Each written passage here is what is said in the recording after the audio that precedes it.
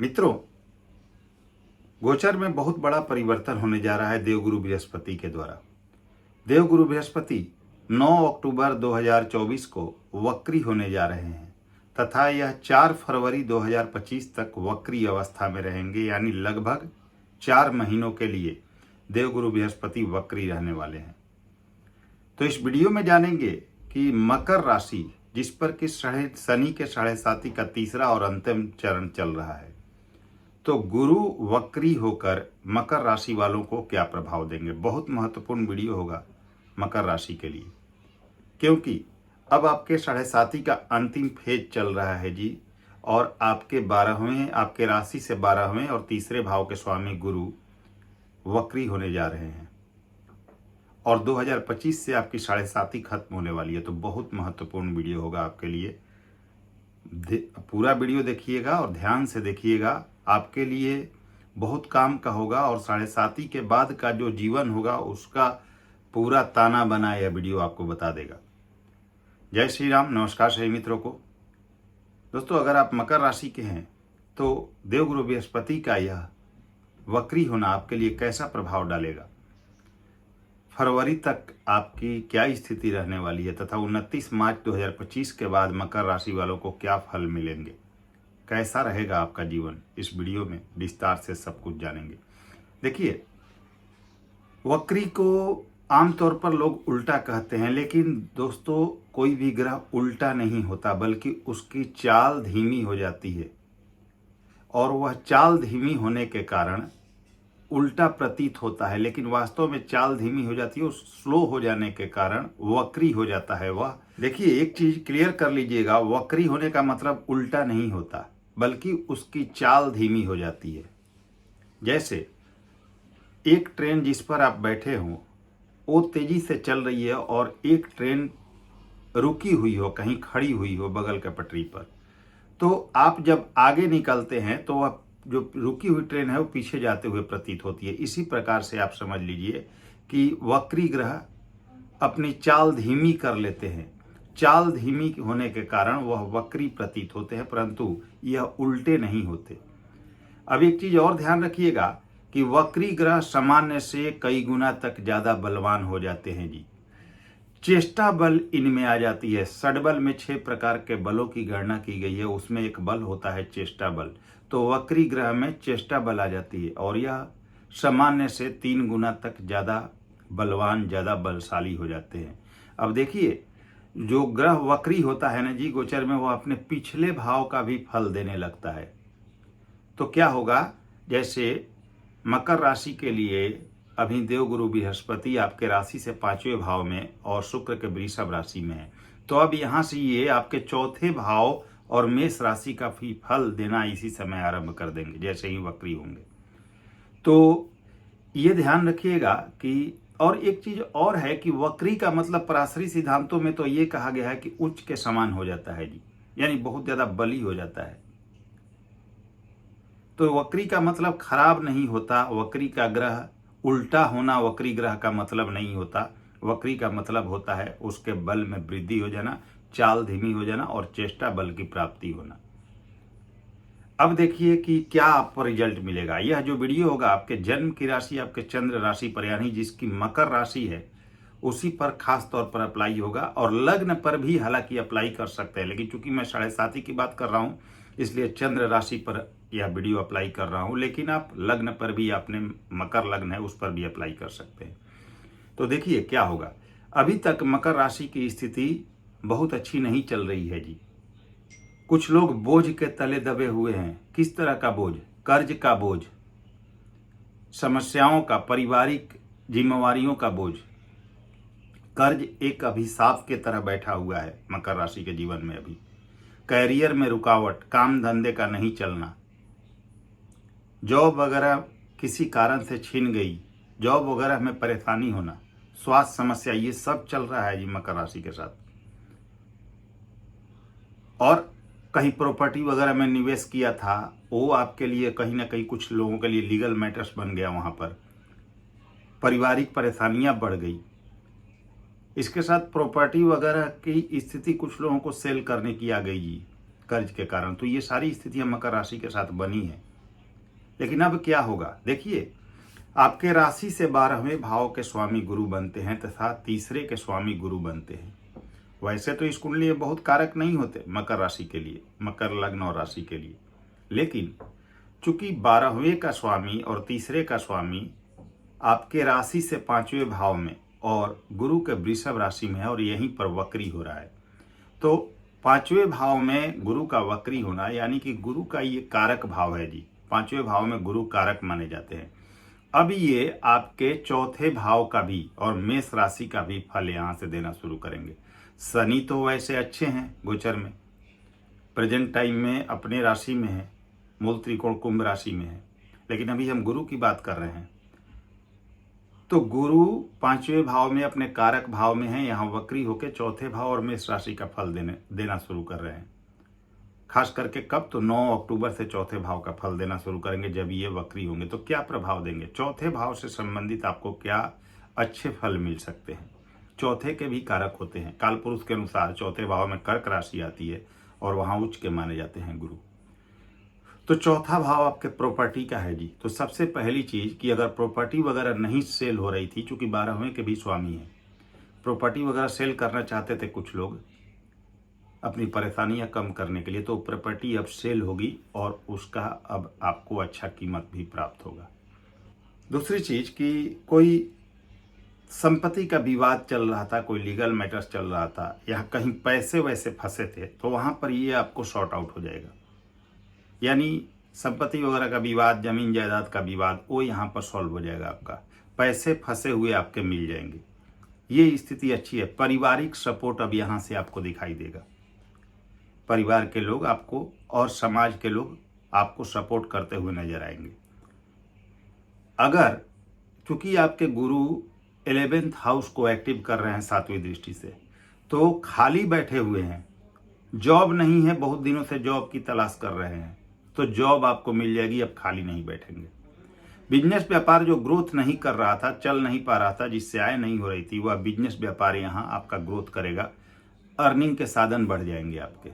यानी अगर आपके पास कोई काम धंधा नहीं था, बहुत दिनों से जॉब की तलाश कर रहे थे, जॉब मिल नहीं रही थी, तो प्रयास बढ़ा दीजिएगा, अब आपका जॉब मिल जाएगा जी। बिजनेस व्यापार जो ग्रोथ नहीं कर पा रहा था, पैसे नहीं आ रहे थे, तो योग बन जाएगा, अब आपके पैसे वगैरह अर्निंग के साधन बन जाएंगे। कर्ज की समस्या, जो आपका कर्ज खत्म नहीं हो रहा था, यहाँ से कर्ज खत्म होना शुरू होगा। दूसरी चीज, रेंटल इनकम आप चाहते थे वो नहीं हो पा रहा था, तो वो चीज अब यहाँ से होना निश्चित रूप से शुरू होगा। गुरु आपके शुभ ग्रह, अत्यंत शुभ ग्रह आपके 9वें भाव को देखेंगे, तो भाग्य का साथ मिलेगा। हाँ, मेहनत जरूर कराएंगे जी, क्योंकि 12वें के स्वामी है। जॉब अगर नहीं मिल रही थी तो जॉब के लिए प्रयास बढ़ा दीजिए, अपनी मेहनत और अपने प्रयास को बढ़ाइएगा, थोड़ा स्ट्रगल करके आपको जॉब मिलेगी, लेकिन जॉब मिल जाएगी। भाग्य का साथ आपको प्राप्त होगा, लेकिन मेहनत से, क्योंकि राशि स्वामी शनि है, ये नहीं भूलना है आपको। कोई भी काम आपके राशि स्वामी जल्दी नहीं होने देते, समय समय काम होता है, धीरे धीरे काम होता है। लाभ की स्थिति अच्छी बन जाएगी, इसमें कहीं भी कोई शक नहीं। पैसे के अर्निंग बन जाएंगे आपके, मान सम्मान में वृद्धि यहाँ गुरु जरूर दिखाई देंगे अब गुरु के द्वारा। तो ये सभी चीजें अब आपके पक्ष में आने वाली हैं। इसके बाद फॉरेन सेटलमेंट चाहते थे आप, तो बहुत अच्छा समय आ रहा है जी। अपने प्रयास को बढ़ा दीजिएगा, फॉरेन से संबंधित एक्टिविटी को बढ़ा दीजिएगा, यहाँ आपको लाभ मिल जाएगा। फॉरेन की स्थिति बहुत प्रबल होती हुई दिखाई दे रही है। तो गुरु का वक्री होना मकर राशि के लिए कहीं से भी खराब नहीं है, क्योंकि गुरु अपने कारक भाव में है जी। कारक भाव में वक्री हो रहे हैं और गुरु अत्यंत शुभ ग्रह हैं और इनकी दृष्टियां भी बहुत ज़्यादा शुभ मानी जाती हैं। इसके अलावा आपके मान सम्मान में वृद्धि यहाँ दिखाई देगी। जो लोग आपसे पीछा छुड़ाते थे, वह लोग अब धीरे धीरे आपसे जुड़ना शुरू करेंगे। तो गुरु चारों ओर से आपको अच्छा ग्रोथ दे रहे हैं। अब देखिए, जो भी विद्यार्थीगण हैं उनके लिए बहुत अच्छा समय है। पंचम भाव में गुरु का गोचर है और यहाँ पर ये वक्री हो रहे हैं, तो चौथा और पांचवा दोनों भाव एक्टिव होगा, तो विद्यार्थियों को लाभ होगा। कॉम्पिटेटिव एग्जाम्स वगैरह क्रैक करने का योग बनेगा। हायर एजुकेशन के लिए बहुत अच्छा होगा, विदेश वगैरह जाने के लिए बहुत अच्छा होगा।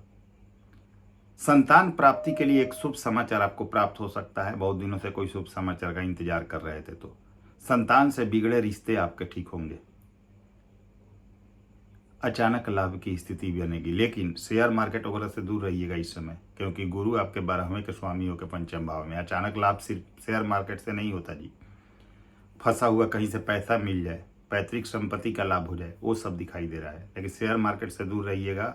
12वें का स्वामी जब 5वें में बैठा है, भले ही वक्री हो, तो कोई बड़ा आघात कर सकता है, बहुत बड़ा लॉस हो सकता है अगर आप शेयर मार्केट में गए तो।